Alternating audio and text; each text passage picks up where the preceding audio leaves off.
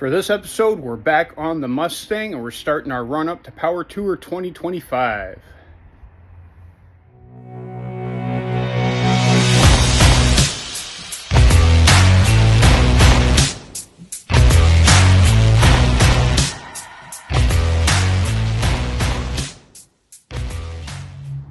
Well, it's pretty early in the year yet.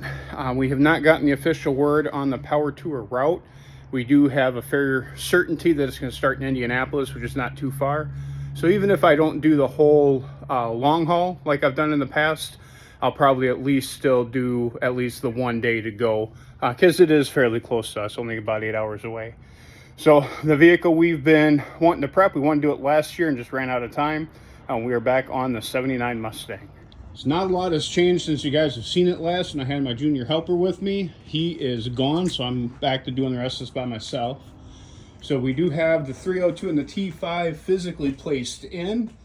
I just replaced the engine mounts because the old ones were really loose and weren't doing a whole lot.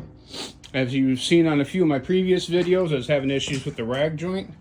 I finally got that replaced. A little easier to see with stuff out of the way. So new rubber, the old one was just toast. So the new style does eliminate one piece. There is a bracket that goes around that way. So this new style eliminates that one less piece to go bad. The U-joint itself for the upper and the lower section seems to be just fine. I have to set that a little bit more on the shaft, not quite ready to go, but I have more to do inside the cabin before I can lock that down. So the goals immediately, get the engine shifted a little bit. I'm not quite seated here. I am on this side, so that's all right. When doing this conversion from a 4-cylinder to a V8, I don't know if they all have to do this, but I did get the regular hatchback, which is what we've got, engine mounts, and they were not the same and they were not going to work. So I'm not sure if there's something different. I know they wouldn't bolt up to the engine block, so I kind of want to grab the code. I know it is a roller engine, so it's definitely newer, but I want to check the code and see if I can figure out what year I'm actually dealing with. But I did have to get the convertible mounts, which this did come out of a convertible, so that would make sense. But they do work. Just the one stud down in there, 2 studs up on the engine, so we're good to go there. So I need to finish getting that bolted down. Taking a look at the transmission cross member. Pardon all my junk. So the knobs from here to here are too wide to fit into the bracket underneath the car. And I got on some of the forums, they said, yep, basically you can just cut those off. Not a big deal. So what I need to do is make sure the orientation is almost symmetrical, but this one does have a little notch here, which I'm assuming is clearing for something. So I'll take a look at that, and then I'll measure out, make sure that the transmission mount lines up where it needs to go, which is actually sitting right there, and then making sure I'm cutting off the right amount to get that in. So once everything is physically bolted in, I've got a few interior items that I'm going to take a look at. This here is the manual pedal assembly. So it's got the neutral safety switch in here. We've got the brake pedal. The old brake light switch should be in there. This guy here, I forget what they said this is. That got cut out, so we will see what I need to do on that one. But you've got the spot for the brake line to hook up to, and then you've got the clutch cable. Goes around doohickey called the quadrant. Now, one of the most common upgrades in a manual transmission, this is just plastic with little teeth here. One of the most common upgrades is a quadrant kit. Let me get this balanced so it doesn't fall on me. So not something that you have to do, but definitely something that you should while you're this far apart, because it's really easy to do when it's off the vehicle. This one just has a single connection. This is what they call a double hook. So you got one down low, one up high. It's billet aluminum, much stronger than we need for right now, but eventually I do plan on upgrading what's going on in here, and having the stronger clutch cable is really gonna help, unless I decide to go hydraulic, but if I don't have to, I'm not gonna. So one of the first things I'm gonna do is switch out this quadrant kit. Haven't done one of these before, so I've got to check and see what all it takes. It also gives you an adjustable firewall adjuster. So when you run your cable through there, you can set the tension on the cable. I also got a new throttle cable, which is going to be necessary for the V8 swap because those are different. And it gives you the hardware. So yeah, one of the first things I'm going to do is switch this out, finish taking out the old pedal assembly, and get the new one in. All right, after getting the two plastic pieces off, I'm ready to slide the billet one on.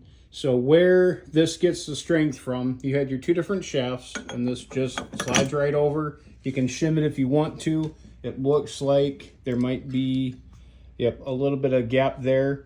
A little bit of play, especially for a factory, isn't such a big deal. If you want to, you can shim it up with some washers if you're going for stronger. So the issue is, as I drop stuff, to adjust the factory clutch, you've got, you get it placed right. You got this guy here. This is where the clutch cable actually connects. And then you've got this piece here on a spring. And what you do is if you have slop in your clutch, you actually move it to move where the engagement point is. So that's where your adjustment is. And these are all Delrin plastic, you know, whatever. I'm sure they have a very special fancy name. So this kit takes the adjustment out of here and makes a real simple adjustment onto the firewall. So this bolts up to the firewall. This threads in.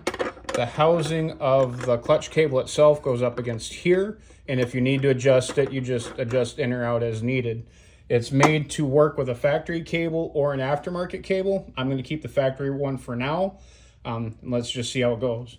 But otherwise, this here takes up both pieces. And what they were saying, apparently, the idea with the double hook is if you're not using the firewall adjuster, you'd want to use this piece here. If you are using the firewall adjuster, then you'd want this hook here when you're hooking the cable up. Again, we're going from automatic to manual, so I don't have any of that in. I still have to remove the automatic transmission cable. It's one of those two sitting there. I do have to remove the other one because that's the 4-cylinder throttle as well. So when you get in underneath here, you've just got these two pins that hold the plastic pieces on, a couple of springs. That's on the main one. That's on the secondary one. You'll probably snap your finger, but if you are used to working on cars, then that's nothing new. So we've got that there. We've got this piece in. So then when you hit your clutch pedal, that's what activates your cable. So pretty simple. I'm going to work on getting the other one out and work on getting those cables out. I will be back. All right, coming up underneath the dash now. We did undo a lot of this already. Switching out the master cylinder and booster is the same four of the same bolts that hold in the pedal assembly. That all came loose. We had to remove the steering column a bit to be able to get that out to change the rag joint. So some of this has already been done. But we can see the mount here. We've got a bracket there. There's another bracket right there. That's the brake light switch right there. So a lot of this has already been undone. Taking a look right, tight confines. So right there is the bracket that we need to remove. Those bolts are the ones that come in from the booster master assembly. So not a big deal. Again, we've got to undo a couple of the cables. One is going to be the throttle cable up there. The other one's going to be the automatic transmission cable, which is actually under the car. Once I get those removed, then we can start with the reassembly. So getting up underneath the hood on the firewall, so I've got the factory throttle cable disconnected, and I thought this was the shifter cable, but I mean, that now that I think about it, doesn't make sense at all because the shifter doesn't go into the cabin. This is actually for the speedometer, which we're gonna have to change anyway because the gearing and everything for the manual transmission is different. This plug here is gonna be where that goes through. Now, the only reason that's gonna be a little bit of an issue, and it's only a little bit of an issue, is when we look at that adjuster,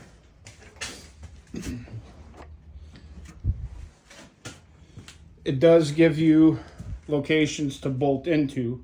Obviously, we don't have that. I was looking to see if there was something like a stamping or something pre-done in there, and I am not seeing anything.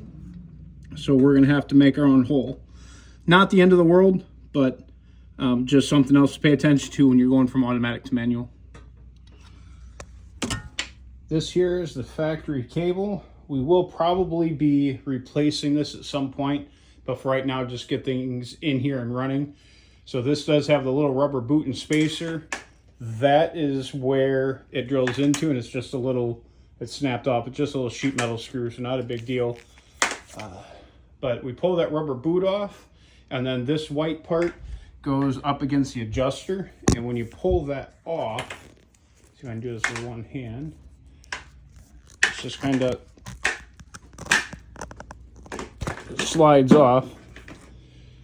There's 4 little tabs there. You just got to take them off, grind them, sand them. I'm going to use a blade. Just get those off so it can slide through the adjuster. Okay, got those guys trimmed down.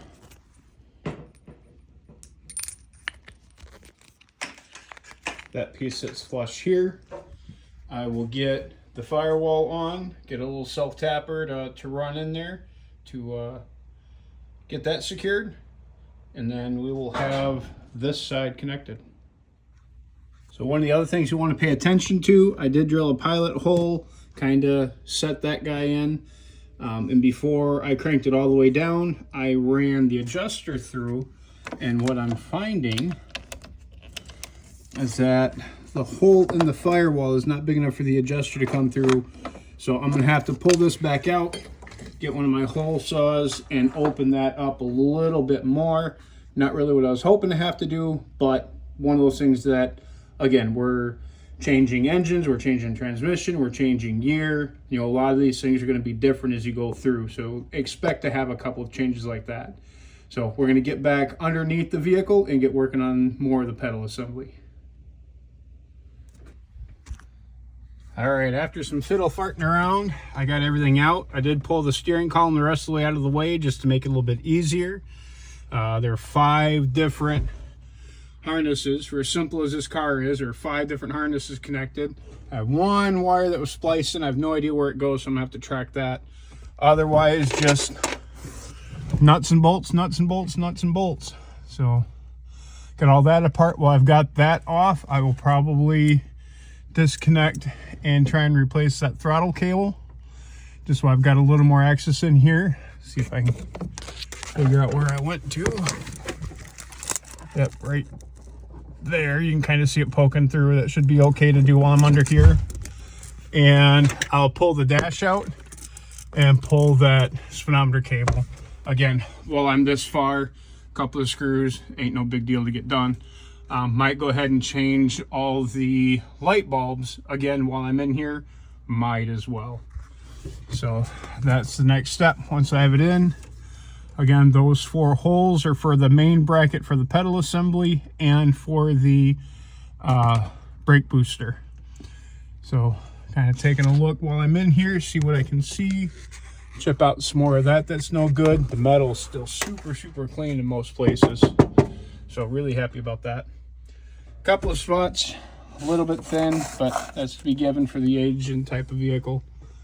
But yeah, next step, get the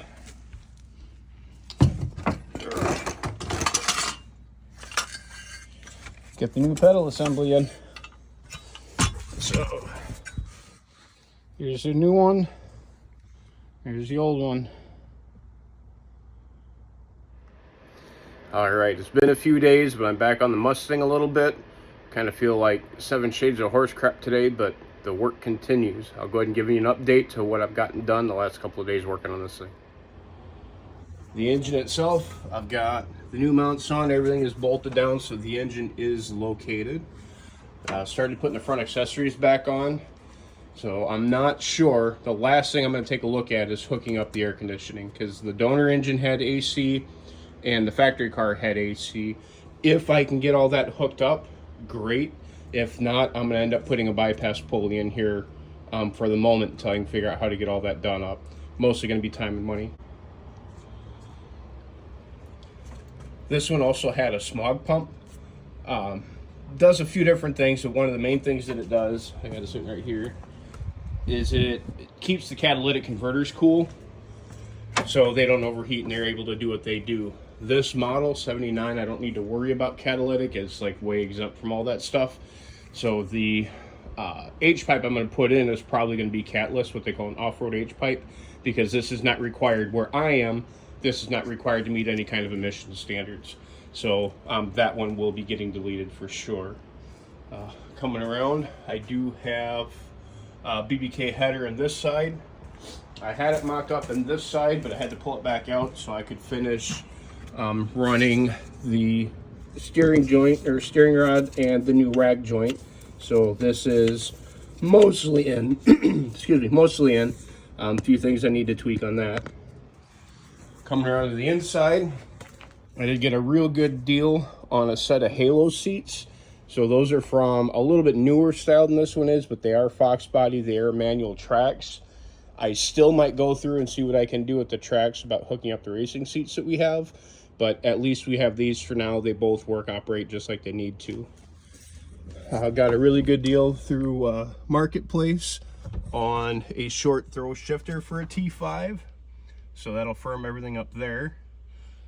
I do have the pedal assembly in for the most part. Again, there's some adjustments, some tightening. I'll probably have to pull it back and forth to get the clutch cable and the throttle cable connected, but they're at least in there. And then I do have the steering column temporarily back in. So there's gonna be some wiring issues going from an older automatic to a newer manual as far as like the neutral safety switch, reverse light, things like that. But the column itself should wire up just the same because it's the same column.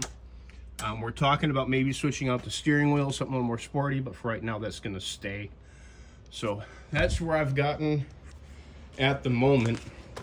Again, I do have these rims on the back as a placeholder. I do really like this style. I think they fit the car really well, actually. 18 is a little bit bigger than I normally would have put on, but I like them there. The issue that I have, you know, these are the ones for Mustangs, and I have another set of these. The tires themselves aren't great, so I'd have to put money in some tires before we go on our trip.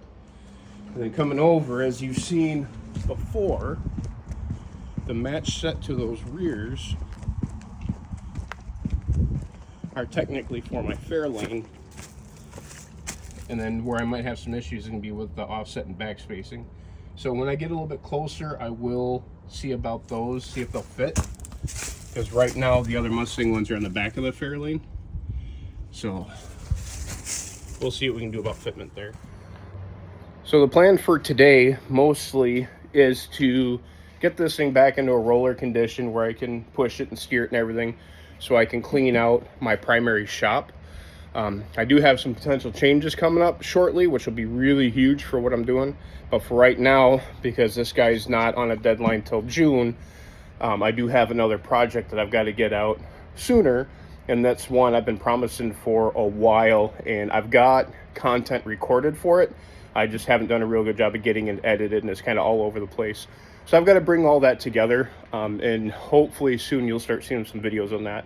But for today, like I said, it's mostly, you know, get the last couple of things together in this, and then get my shop cleaned out because it's kind of a disaster right now. So here's hoping I get my list done today. So we're starting to work on the front end of the Mustang, getting it tightened up, cleaned up a little bit, and show you a few things that I don't think I have on video otherwise. I do have my assistant for a while, so it should help things go a little bit quicker. With the front end, as I mentioned before, we did a 5-lug swap, which is essentially taking the spindle and the solid hub from a 2000 Mustang. There's a lot of information about doing these. I'm going to show you what I'm doing, what's going to work for us. So a lot of people say on a Fox body not to use the 99 to 04 spindles because it gives you bump steer. unless you're using an aftermarket K member that's designed for that swap. The 94, 95 spindles are really hard to find right now. There's nobody making new ones. So we're gonna do what we can with what we have. So we've got the spindle here, we've got the hub here. The main thing I like about this is it's not a taper bearing.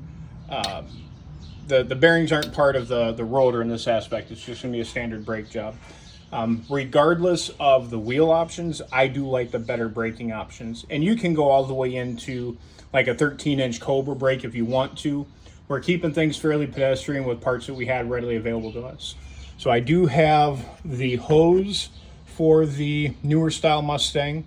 It is the strut from the original, the 79 Mustang. So when we replace them, we're gonna do that.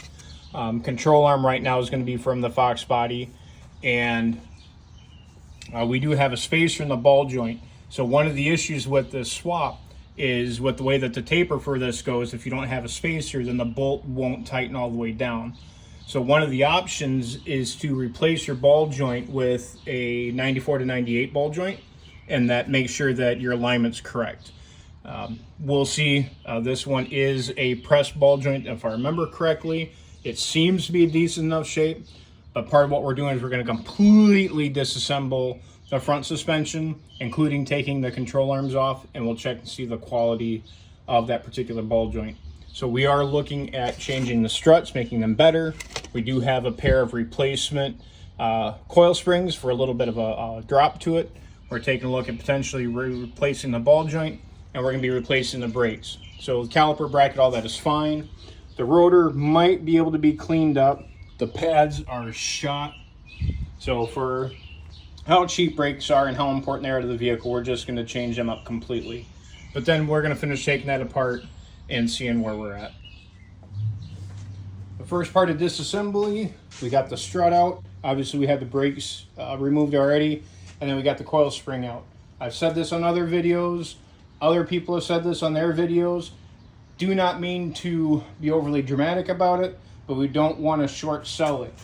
Be extremely careful. I cut the sway bar link out to get a little bit more play out of our control arm. On the other side of the vehicle, had the had the jack underneath the control arm to slowly lower to release the tension. These will kill you. You can take one of these to the face and you're having somebody write letters to your next of kin. Not meaning to be overly dramatic, but be careful. They will kill you. One of the things that's nice with the lowering springs that we've got, it will make that quite a bit easier to put back in. We're not quite finished with this assembly though. Like I said, we want to take that control arm out, get it cleaned up, maybe get some paint on it, pretty it up, and we'll take a look at the ball joint. From there, it's just a matter of removing this nut, couple of whacks with the hammer, and it'll pull this spindle off. Same thing, we'll get that cleaned up. I did get a sandblaster a while ago that I have not fired up yet, so I might dig that out, get a little bit of media to clean that up some. So, I mean, it's lipstick on a pig at the end of the day, but still be kind of fun. Long-term goal is to replace the K member. That's this guy here.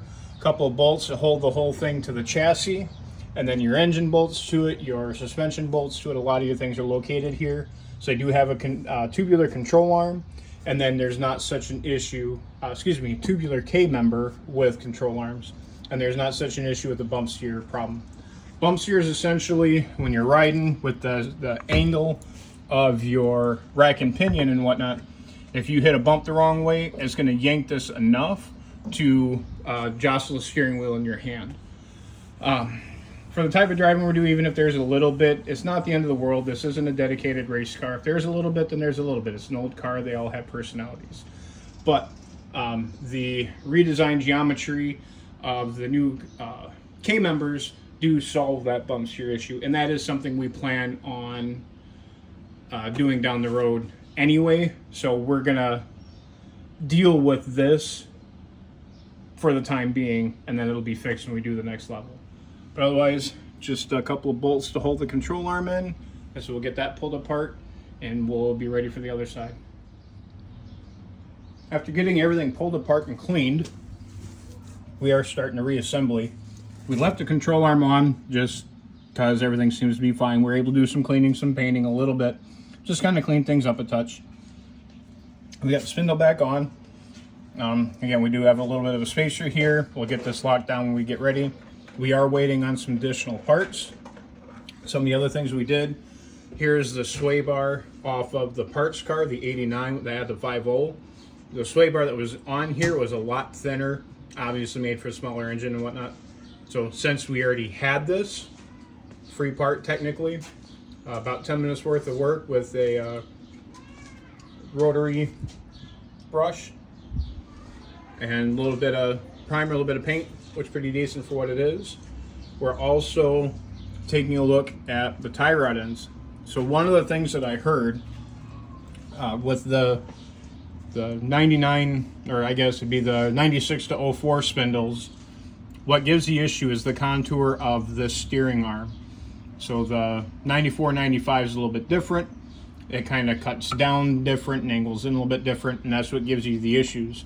So I've heard some conflicting reports on whether or not the factory tie rods are going to be long enough to ensure you have an alignment adjustment.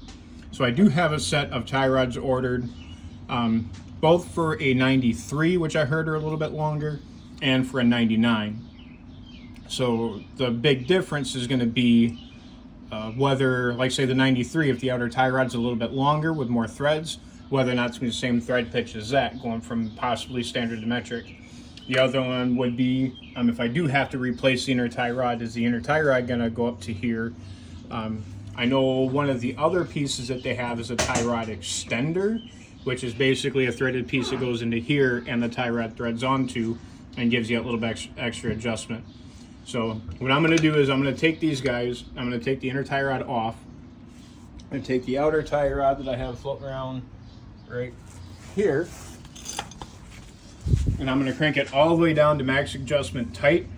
I'm going to measure out the width of it, and then I'm going to take it as far out as I can to still maintain a safe number of threads at max adjustment out, see how much room I have to work there, and whether or not there's enough room to make sure that your toe is adjusted correctly. If not, absolute worst case scenario would be ordering a newer, maybe a manual rack, and we get rid of the power steering pump and all that stuff, and just replacing the rack altogether with something different. So we'll see while we're waiting for parts. I did clean up and paint just for the sake of doing it. The struts, just kind of clean them up a little bit. We might have new struts coming. These kind of sort of work. They're a little bit wore, but they're not blown out, but they are for the 4-cylinder. So being almost 50 years old, being kind of weak, being for the 4-cylinder, we did find a deal on getting some ordered. Just make sure they're going to get here before we're trying to leave with this thing. We did paint the brake bracket and the caliper. Just, we had them off, we had the paint, might as well, why not? Taking a look off of the front end, to get the air cleaner to fit, I had to put a riser to clear the distributor, and even then it just barely clears. But raising the air cleaner also makes it where we can't put the hood on. So we're trying to decide what to do about that. If we get a little bit smaller air cleaner to tuck back behind, or possibly modifying the hood to fit around the air cleaner. So those are some of the issues we've got there. The next thing that we're looking at with going from, technically they're same generation with Fox bodies, but going from a lot older to a lot newer, first year Fox body, a lot of things changed. This guy right here is your neutral safety switch, which prevents you from starting your car in gear. In an automatic, it wants to see a signal from the transmission saying that it's in park or neutral. In a manual transmission, it wants to see the clutch pedal depressed. Otherwise, it won't start the vehicle. With the newer Fox bodies, switching between them is no big deal, because although the sensor is different, the plug is the same. You just plug it from one end to the other. Going from here to there, the sensors are different, and you've got to find a way to make the vehicle do it. So for testing purposes, I jumped the solenoid, and I only found one video on doing it, and it's not uncommon to do. But when I did that, I finally got a little bit of activity out of the starter, but then I blew my fusible link, which is a piece right here, and it's hard to see on camera, but on the end of this wire is a big old fat head, and on the inside of this it says fusible link. And it comes down, and when I saw it, it was already burnt and it was hanging loose. I can't find where the other end of this is supposed to go. I have not found within reach of this guy where another wire had burnt in the middle. So, excuse me. I'm fairly certain it goes to the ignition switch because the whole vehicle died. So I'm not getting anything. I'm not getting buzzer. I'm not getting lights. I'm not getting anything. So the whole activating the car is dead right now. So I've got to figure out where that goes. My biggest Achilles heel on anything is wiring. So that'll be kind of a trick to find out. I'll get there eventually, but it'll be a trick to find out. But in the meantime, we're still working on the mechanical. I've got Austin getting ready to tear down the rear end again. We're going to get our wheel studs driven in the rest of the way, pull the axles out. We might paint the drums to match the calipers like I've got on my Fairlane just to do it. And then we're going to start running brake lines and potentially fuel lines just to have something to do till the rest of our parts get here. I thought I had kept the rear sway bar out of our parts vehicle. I have not been able to find it in my pile of parts, so either I had gotten rid of it or I just never took it off, which wouldn't have made sense when I pulled the rear end, but whatever. So we'll take a look at that down the road. It's not a day one mod by any means with the type of driving performance we're doing right now, but so we got a few things to do, and so we are ultimately waiting for parts, but we are underway. Having got everything pulled apart, cleaned up as best we could. We got a few parts ordered. Here is the front strut. Back up a little bit. Just basic aftermarket replacement, you know, Amazon special. And then we've got the spring in here. Excuse me. This will be the very careful part. Now, if we take a peek at the replacement spring, we've got a flat section on top, and we've got the coil down the bottom. So on this particular one, see here, that's again the factory one. So this piece here, there is a notch. I don't know if you can see it there in the bottom of the spring pocket. That's where you want that to line up. Now this is the part, be very, very, very careful. I've got this in the upper spring pocket. We've got that set. We're gonna jack underneath and start raising. I'm gonna keep my happy butt out the way just in case. And as soon as we get high enough, then we'll lock the hardware in. So there are better ways to do this. This is just how we're doing it today. Hopefully the next video will not be from the ER. Another gorgeous day in Wisconsin. Getting a little bit of rain, so some of my other projects are on hold. Back on the Mustang, still trying to get it ready. We are at the point, again, suspension is in, the brakes are on, we're test fitting some wheels. We've got to look at a sway bar link here, and then we're going to take a look at replacing the tie rod ends with maybe something a little bit longer, give us a little more adjustability. Playing around with the electrical, I'll get to that in a second. We did finally get the drive shaft in, had to replace the front U-joint because they're playing around with yokes for the engine swap. Where am I at? And then we've got the front part of the exhaust in. I've got one bolt that I can't quite reach. We'll get to that later. And then we'll have to get some clamps to put the rear end of the exhaust on. We're going to wait on that till we get the rest of the rear end buttoned up. But one step closer. So to keep everybody up to date, I know this video's got some continuity issues, so I'm just going to kind of go front to back and let us know where we're at, and then we're going to compare it to the list. So right now we do have the engine and transmission bolted into the vehicle. I do have the carbureted intake on it. I have to seal that up yet. We do have a carb. We've got a conversion HEI style distributor. That is giving us some issues with the air cleaner, so we've got some options there I need to take a look at. I do have the accessories mocked up at the moment. We do have the master cylinder and brake booster out of the 89 donor card that the engine transmission came out of. Coming around, we do have the 5 lug swap, the first step done using 99 Mustang parts. We have brand new struts for the 79 Mustang. We did replace the sway bar with a V8 unit. I do have a set of longer outer tie rod ends that should work. Make sure we have room for an alignment. We've got the brakes from the 99 as well, and we got new pads and rotors along with it.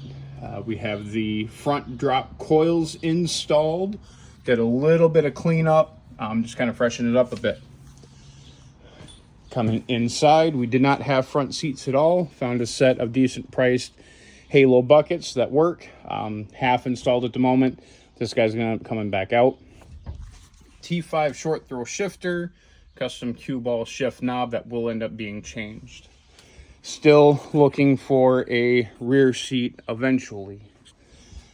Did do a little bit of a paint on the window treatments and the front cowl area. Switched over to 94 F150 wiper arms, so we get the J hook on it. Coming around the back, we do have the 8.8 out of the other Mustang. We do have drop coils in the back as well as the upgraded control arms and the 5 lug axle swap. 8.8 limited slip differential. We'll get the cap put back on. New shocks, those are just factory shocks for what we've got. Coming around the back, not a whole lot there. I do need to find a new lens eventually. With the 5 lug swap, we have our choice of wheels. The ones off the Fairlane, which is your average torque thrust style. And we have a set from a newer Mustang. I think those are a little more sleek, it says sports car. These are a little more rough, it says muscle car, a little more aggressive in my opinion. Coming up underneath, I was able to source out a stainless steel dual exhaust system with an H pipe. The rest of them are over in the other shop to get the rest done. And they are Flowmasters, if I remember correctly. We ended up getting the drive shaft, which is the big issue trying to leave the 4-cylinder in here, is the drive shaft fitment. We did replace that front U-joint because I kind of destroyed it when I was taking it apart. So that's kind of where we're at the moment. Now, one of the big issues that I've had, and one of my not super strong points, is with electrical. So we got the engine transmission in. These are a little bit simpler because I got rid of the fuel injection, went back to carbureted, which I don't mind at all. But what I ran into issue when I got everything set up, obviously the car wouldn't start. Realized that automatic transmission wants to see a neutral safety switch signal in order to crank over. So I ended up jumping the wires through the neutral safety switch.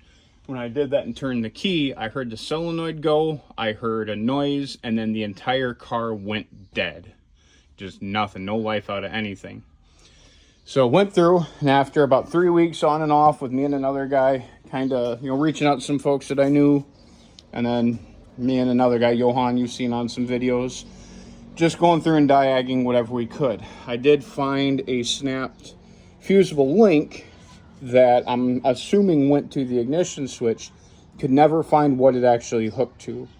And through a long, tedious, drawn-out process that I won't go entirely through, we ended up finding that one of my main issues was on my primary ground here, which this one goes from the battery to the chassis, or to the block, excuse me, and then I have a ground strap from the chassis to the starter. So I had the grounds, the minimum grounds needed, and I'd planned on putting another one in.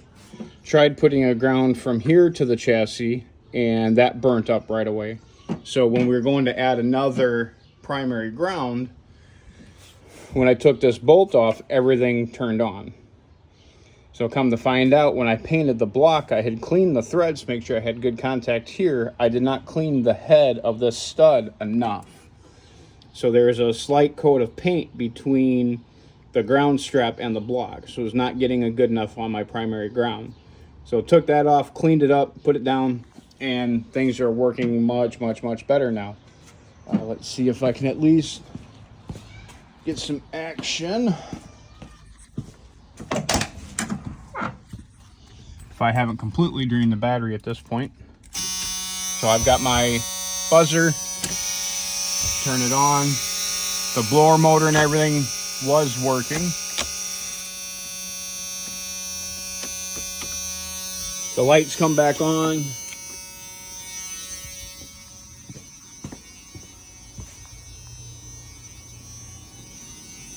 So then the only thing I need to do is down here at my ignition switch, put a 12-volt constant with a momentary switch, and then it'll basically be push button start at that point.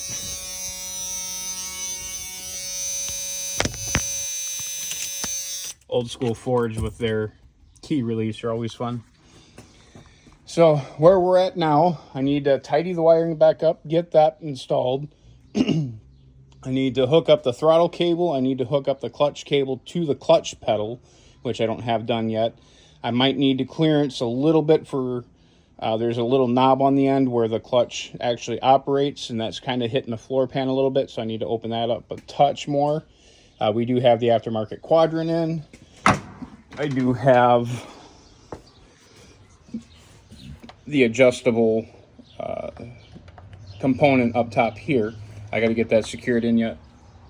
So I do have the brake master mocked up. Almost took myself out stepping on a loose socket. Don't do that. I got to finish installing, hard to see here with the light, I got to finish installing the steering column, put the dash back together. Need to clearance out a little bit for the shifter there. I have a bushing in the shifter, the transmission cross member I need to do yet. We need to attach the rear hatch because there's no lock in there at the moment. I didn't have, what was the issue with that one? I think I didn't have the right key for the hatch, or it was all locked up. Turn the lights off. I need to hook up the brake light switch right there. We need to plumb the entire car for brakes. And then I need to plumb for fuel. This one in particular does not have the provision for a mechanical fuel pump. So I do have an electric clicky clack that I'll put in back by the fuel tank itself. I need to finish the wiring up front, primarily on the alternator. I'm probably going to bypass the power steering, make it a manual rack. For the moment, I am going to bypass the AC. So I'll get that plate and everything off just to clean it up. And I'll just run the water pump and the alternator to start with. Now, manual rack conversion, this car really doesn't have a huge need for power steering. It's pretty simple. One of the other things I did was replace the rag joint down low. That was on another video. So we did finally get the engine to crank over. I've got to put the fuel pump, or excuse me, the oil pump rod in and then hook up the distributor so I can get oil flowing. I need to seal up the intake, I'd said before. I need to change the water outlet neck to the right one for a Mustang. I have the upper hose. I may have a lower hose. Oh yeah, I got a lower hose right there. I've got a radiator that I think works as long as it holds pressure. So we're almost there, almost being operative. So the idea last year was to take this thing out for power tour. Didn't happen. At the time, it still had the 4-cylinder automatic. I was having issues with the brake system. Few issues trying to keep it running. The carb kept flooding. I'm assuming it needed a carb rebuild. And at the time, Austin didn't know that I had secured the '89 Mustang for a parts car to get the drivetrain out of. So I went to pick him up. I let him know that, hey, Mustang wasn't going to be running for power tour last year. And we ended up taking the Impala. And we had a great time. You can see the recap video. Wasn't my best time. Spent more time experiencing than I did recording. Hopefully I get a little bit better at that. But when we got back, I showed him the parts car. He got really super excited. And we spent the summer and we spent some time over his Christmas break getting the car to where it's at now. He's been up here for a couple of days and we've gotten some work done as well up front. So it is Thursday and we need to be leaving for power tour Sunday morning about 4. Can we make a mad dash and put this thing together and get it running for power tour? Can we? Probably. Obviously, I still need to work, pay bills, things like that. He's really good at following direction and getting done what I tell him to, but it's not something that he can just sit here and finish this on his own. So between time that I have available with the cash I still need to throw at the project and still try and fund the trip this year, I think we're officially out of time. So we called it. We are going to just be taking my van, and we're going to run support for Power Tour. So I'm going to grab my jack and some power tools, and some battery operated tools, and take some hand tools and whatnot. So see where we can lend a hand to folks out on the road. And we'll have a couple gallons of mixed coolant for folks that are overheating. Just things that we can do to try and lend a hand on the road and be support. And we're going to cut the trip to just 3 days this year, kind of like we did last year, just hopefully without the sinus infection. So we're going to go, we're going to enjoy ourselves, and when we get back, I've got my other project to finish, and then we'll get back on the Mustang, and then I will probably be taking a vote on what the next project, or maybe the next two to finish. But I need to officially pull the plug on the Mustang for Power Tour. The other issue is, getting the Mad Dash and having our test run be a 3,500 mile road trip, which people do, not a big deal. I would rather take my time and make sure that we get it done right. Austin will be up here for another 6 weeks, so we have plenty of time to get the Mustang done right and let him take a lap in it before he goes back. So definitely be keeping updated. I'm gonna sneeze here. Excuse me, we're getting a little bit of crap from the Canadian wildfires, so air quality's, not horrible, but it's not great. So I've been getting some of the sniffles and the sneezes. I apologize for that. Anyway, when we get back from the trip, there will be a little video recap of what we do. Be more about experiencing what the other guys are doing than it is, experiencing our own ride this time. But we're still gonna have fun. We're gonna enjoy what we can, see the other cool cars out there, get some inspiration, and just have a good time of it for a couple of days, and then hit real world when we get back. So for the pre-Power Tour videos, I'm kind of caught up with where we're going to be on the Mustang. The next video will be the Power Tour itself, and then we'll get back and finish the Mustang, as well as my other project that I've got in the background. One of the other things I want to do, may not video much of it, but get the Fairlane stripped down and get it ready for a better paint job. So that'll kind of wrap up the pre-Power Tour series of videos. Still doing some editing, a lot more than I thought I was going to need to for my other project, that will hopefully the second half of this season I'll start having some videos of, and then next season will be the completion of that one. So having said that, as always, I do appreciate those that tune in and watch these little ramblings that I've got. If you haven't done so, you feel comfortable doing so, you know the drill. Give a like, give a subscribe, toss any comments down, any suggestions. Please no LS swaps on the Mustang. I know that's real popular right now. That's not my flavor. On the Daughters Impala, we are talking about potentially LS swapping that down the road, and I do have another project that would be killer for an LS swap. Just not going to do it on this one. But otherwise, throw a comment down. I'll answer what I can, as I say. Otherwise, again, appreciate it. Keep them rubber side down, and we'll catch you guys on the next one.